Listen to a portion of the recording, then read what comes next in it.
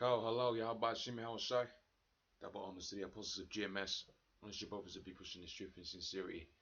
This is a quick video on the subject of deception, that of being the scriptures, because the Most High spoke about how only the elect, in fact, when you go to the book of Romans, the 11th chapter and the 7th verse, talks about how the elect was going to obtain the truth and the rest is going to be blinded. Right? It was going to be blinded. It's going to be, in fact, if I read it, it'll be better, because the scripture deals with a certain amount of people coming to the full knowledge of the truth. All right, because it talks about predestination and how the elect were predestined from the foundations of the earth to have this truth, and also talks about how certain people were going to be deceived. You see, that comes from the Most High as well. The deception and the truth comes from the Most High. The scriptures talk about how the Most High doesn't like an unjust way. Okay, let me start off with here in the book of Romans, the 11th chapter and the 7th verse. It says, "What then Israel hath not obtained that which it seeketh for, but the election have obtained it." So, what does Israel seek for? They seek for their power, man. They seek for their spiritual strength, because all all of our strength comes by way of the Spirit, man. By way of the Spirit, Yahweh Shem Yahushua. That's why we're known as the Prince of Power. That's why we're known as He, the Prince of the Power, man. All right. So they seek and pursue Yahweh Shem Yahushua, but they cannot find Him. Why? Because you're gonna see within the scriptures, all right, as David saith, let their tables become as a snare. In the ninth verse, it says, "As according as it is written, the Most High has given them a spirit of slumber." Now let's pause there and take a deeper look at what it's actually saying, man. The Most High has given them a spirit of sleep. He's put that spirit of, you know, wickedness on, man. He's put that spirit on them. Why? Because they had the, it's to fulfill prophecy, man.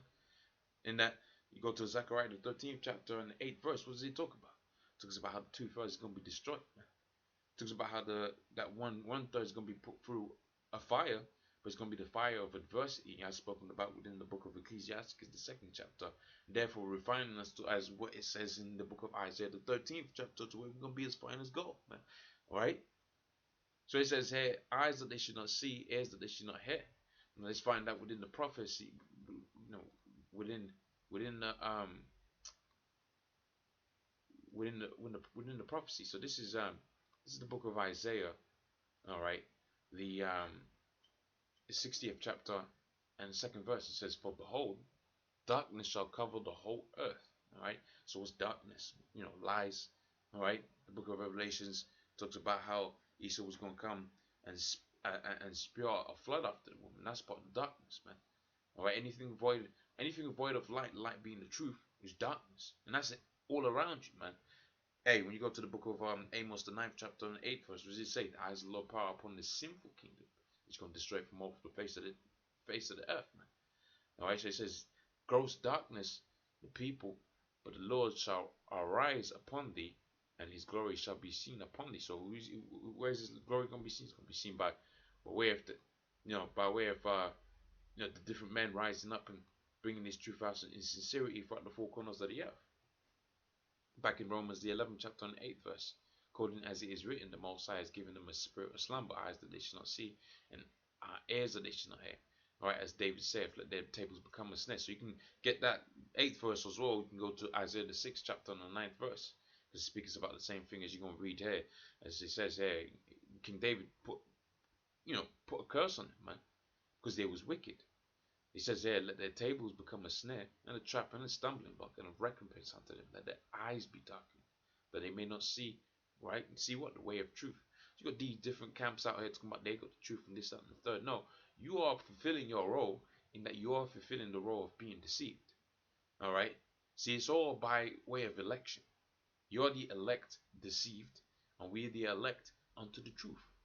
That's the simple of the matter. See, that's the harsh reality that the Most High deals with. All right. Hey, the scripture talks about how Esau sought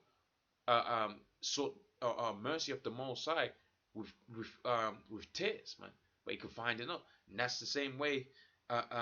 Really, these two-thirds should be, because really, if they understood the truth and they understood what the scriptures is about, they would understand that they was the 2/3, and they would be hoping not necessarily hoping, they'll be praying that somehow they can make it as part of the 1/3.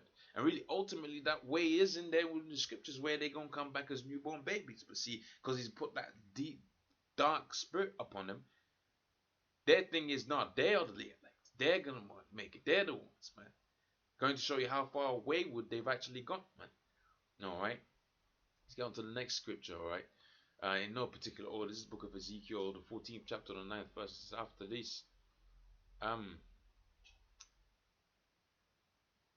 that's actually the wrong precept.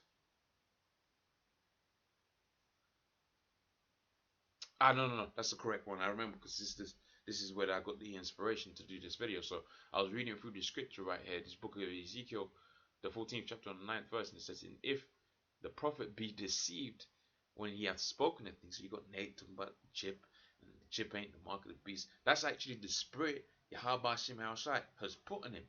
All right, that's the spirit the Lord has put in that individual. All right, he actually believes that to be the truth, man. All right, he actually believes that to be the truth. He says, "I, the Lord, have deceived that prophet." All right, so the Lord's actually deceived that prophet. He's put that spirit on him of deception, man. That's why they actually cold-hearted believe it to be the truth, man. All right, and I'll stretch out my hand upon him, and I will destroy him from the midst of the people Israel. So they've been set up to be destroyed. All right, so let's go on to the next precept. This is the book of Job, the 12th chapter and the 16th verse. And it says, "With him is strength and wisdom."